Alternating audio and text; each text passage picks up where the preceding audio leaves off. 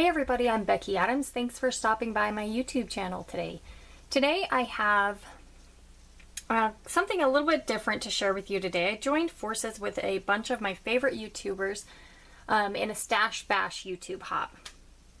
So what I've done is I've created one layout specifically for the hop. I'll make sure and link that in the video description below.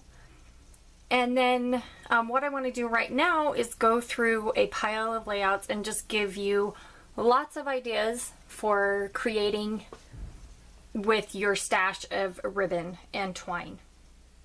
And then this layout here actually on the bottom is the one that I created the process video with. So let's get started, and hopefully by the end of this video you will have lots of inspiration for using up that stash of ribbon. So this is a layout that I created for the We Are Memory Keepers blog. I used their, I don't know the specific name for the tool. It's a ribbon cutter, but it also sears the ends of the ribbon so that they don't fray. And I just used as many different kinds of ribbon as I could find to create this layout. So because I wanted to see how the tool worked and give lots of examples of what the tool could do. So the tool did great with all of the ribbon except for cotton ribbon, and it will just burn cotton ribbon. But everything else, the gross grain, the satin, sequins, all sorts of the rickrack, it did really well with. Seared the ends perfectly, so none of these ends will fray. They'll all do really well. It even did well with this silver, I guess gold, kind of scallop. It's a felt backed ribbon with some foiling on top. Anyway, it did really well.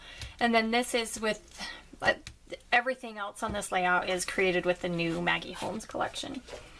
So the rest of these layouts that I have to show you are all quite a bit older.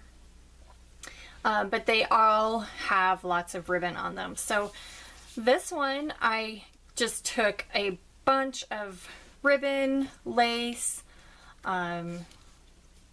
gold glitter tape, and I just cut it into small strips about 2 inches and folded it around a piece of pattern paper and just created this fun border. I used my tiny attacher to staple them in place.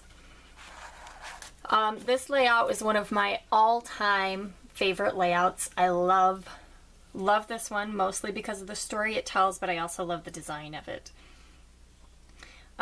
This one I created for a class at Big Picture Classes, and I will make sure and leave a link to that class in the video description below because it is a class that you would really enjoy. So I did the same technique on this one as I did on the previous one. I just took lots of little bits of ribbon, cut roughly into 2-inch strips, and I stapled them around a circle this time instead of a straight border. This layout does have a lot of journaling, and it is tucked right here behind the photo. I stitched the photo in place on 3 sides on a piece of pattern paper to create a little pocket because the journaling is a little more personal with this, which is kind of funny when it's a picture of these silly girls.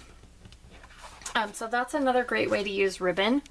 The next couple are kind of similar as well, and they're similar to the first one. The one that I wanted to show you, that this one is a little bit different, is that I used washi tape. Hopefully you can see, like these bottom 2 strips are washi tape. And I just put them all into a square, and then I did stitch just with my sewing machine around the edges to hold everything in place. And then also I created these fun bows with a few of the ribbons to create a little bit of texture. This is a similar technique, but I did it on the diagonal. Full disclosure on this one, this layout is not my favorite. I don't love how it turned out. If I were to do it again, I will tell you so that if you want to try this technique, you can. I would forego the staples. I don't like the staples on this one. I would just wrap them around the back side of the cardstock and then I would stitch it in place instead of trying to staple. The staples just did not work well for this technique. And then this one also has a little bit of hidden journaling.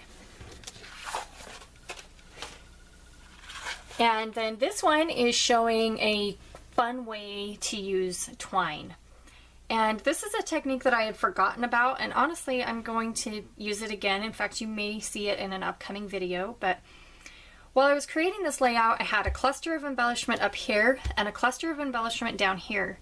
And they felt kind of like they weren't going together, weren't really connected. This one felt a little lost. And so what I did was I tucked one end of the twine under here. I just kind of made a loopy mess over here and tucked the other end under here. And then after I had them all looped, I just took a little tiny dot of glue and put it in various spots underneath the twine to hold it into place. Okay, and then this one is the one that I created for this hop. So there is a process video to go along with this one. I will make sure and leave the link to that in the description below. But I used 3 different kinds of ribbon or twine, or I guess in this case rope. But I used rope here on the bottom to create this fun border along the bottom. The rickrack border here, that is, the glue hasn't dried yet. And then I used ribbon to create photo corners. So I created 3 photo corners. They're not super noticeable, but they did add just a little bit of texture, and I wanted them to kind of, I guess, kind of frame the photos so that they all kind of, it looks like they go together, which they do. So anyway, those are my ideas for using up your stash of ribbon and twine. I hope that I've inspired you to dive into that stash of ribbon and get creating. If you do create something inspired by this video, if you would leave a link in the video or in the comments below, I would love to see what you are creating. So if this is the first time that you have stopped by my channel, thank you for stopping by. I hope you've enjoyed your time here. Make sure to hit that subscribe button if you'd like to, so that you don't miss any of my upcoming videos. And also, if you enjoyed this video, if you could give me the thumbs up, or give the video the thumbs up, that does help my YouTube channel a lot. So thanks again for stopping by, and I'll see you again soon.